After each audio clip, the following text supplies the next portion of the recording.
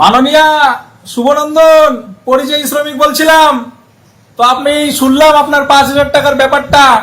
তো 5,000 টাকা করে যে দিচ্ছেন 12 মাসে, 12 মাসে হয় 60,000 টাকা।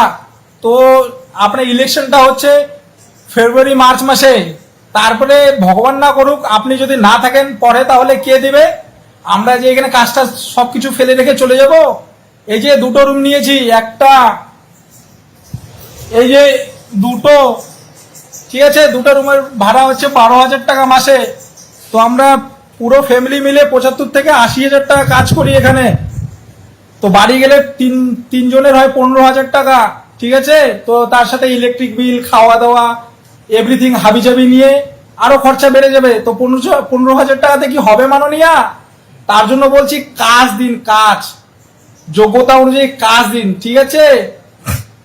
বিশ্বাস না হলে নিউ কোচবিহার স্টেশনের বৃহস্পতিবার আর শনিবার গিয়ে একটু 3:15 দিকে দাঁড়িয়ে থাকবেন, তাহলে দেখবেন কতগুলো মানুষ ডেলি রাজস্থানে আসছে। ঠিক আছে মাননীয়া, আপনার কাছে বিনীত নিবেদন, যোগ্যতা অনুযায়ী কাজ দিন, ঠিক আছে। শুভনন্দ। শুনলেন আপনারা, এনার ভিডিও এখন সোশ্যাল মিডিয়ায় ব্যাপক ভাইরাল। ইনি আগেও ভিডিও বানিয়েছেন, ইনি রাজস্থানে কাজ করেন। যখন দিদি প্রথমে ভাইলেন্স ক্রিয়েট করেছিল কি, যে বাইরের রাজ্যে বাঙালিদের সঙ্গে অত্যাচার হচ্ছে, সেই টাইমেও ইনি ভিডিও বানিয়েছিল। রাজস্থানের ওপেন রাস্তায় বাংলা ভাষায় কথা বলে ভিডিও বানিয়েছিল। কোথায়? বিধানসভার সামনে রাজস্থানের ওপেন রাস্তায় উনি ভিডিও বানিয়েছিল আর বলেছিল যে কোনো বাইরের রাজ্যে বাঙালিদের সঙ্গে অত্যাচার হয় নাই, তারা সেফলি সিকিউরভাবে কাজ করছে, তারা রাজা হয়ে কাজ করছে। আগেও উনি ভিডিও বানিয়ে বলেছিল, আর রিসেন্টলি আবারও উনি ভিডিও বানিয়েছে। আর এই ভিডিওটা এখন সোশ্যাল মিডিয়ায় ব্যাপক ভাইরাল, মানুষজন শেয়ারও করছে।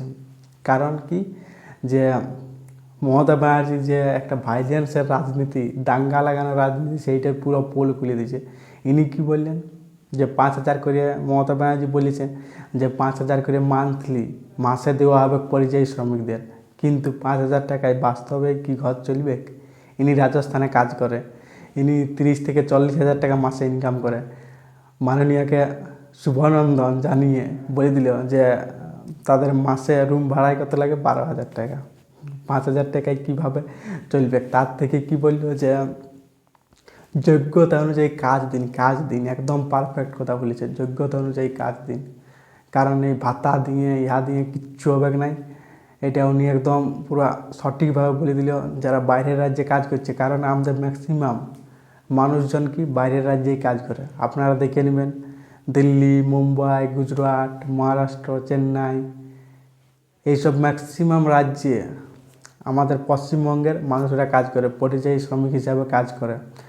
উনি একটা কথা বলল যে নিউ কোচবিহার স্টেশনে গিয়ে দেখুন 3:15টার সময় ভোর বলল, বৃহস্পতিবার আর একটা কীবার বলল, গিয়ে দেখুন কত মানুষ বাইরের রাজ্যে কাজ করতে যাচ্ছেন। বাস্তবে আপনি হাওড়া স্টেশন যান, যে কোনো স্টেশন যান, এভরিডে প্রত্যেক দিন আপনারা দেখতে পারবেন পশ্চিমবঙ্গের ম্যাক্সিমাম মানুষ পরিযায়ী শ্রমিক হিসেবে বাইরের রাজ্যে কাজ করতে যায়। আর বেশিরভাগ এইটা পার্সেন্টেজটা যায় কারা? সংখ্যালঘু মুসলমানরা।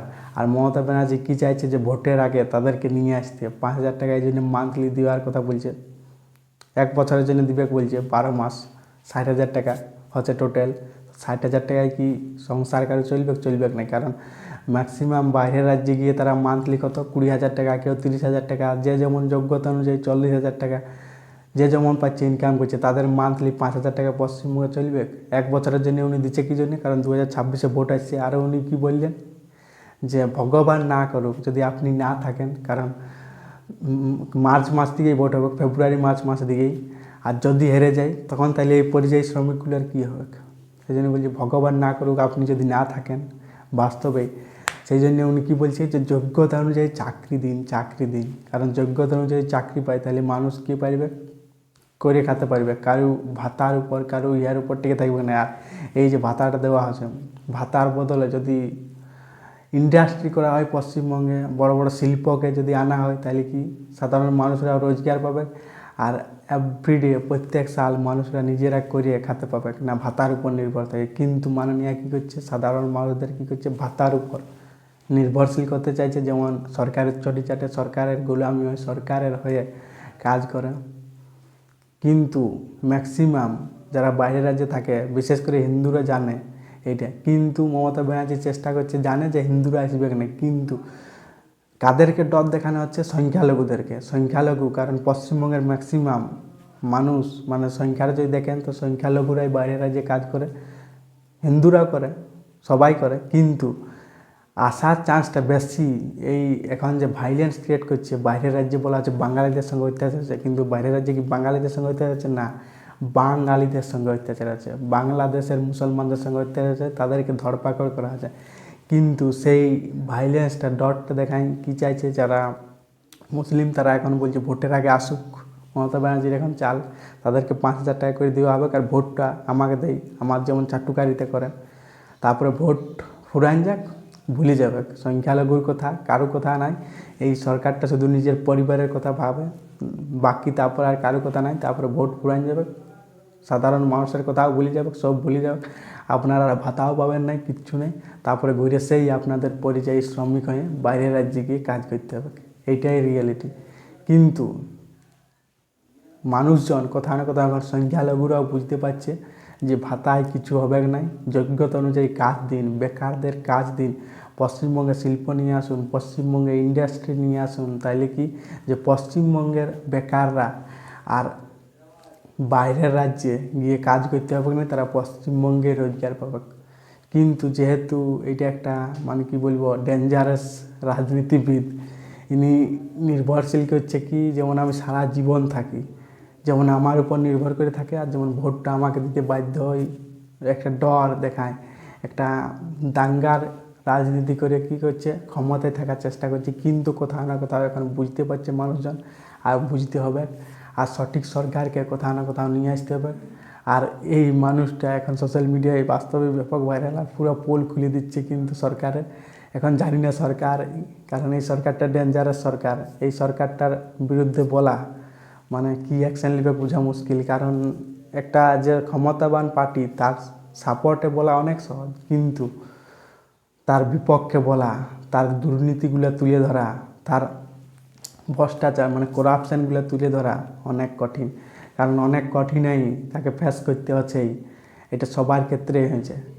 কিন্তু তাও ইনি পুরো পোল খুলে দিচ্ছে। বাকি ভিডিওটা এখানে এন্ড করছি। ভালো থাকলে লাইক করবেন, কমেন্ট করবেন, সাবস্ক্রাইবার করবেন, বহুত মোটিভেশন পাবো। আর এখন বহুত কাছাকাছি আছি আমি 1,000 সাবস্ক্রাইবারের। আপনারা যদি সাপোর্ট করেন তাহলে অনেক জলদি 1,000 ফলোয়ার্স হয়ে যাবে। আর ভিডিওটা এখানে এন্ড করছি, সাপোর্ট করবেন। জয় হিন্দ, জয় ভারত।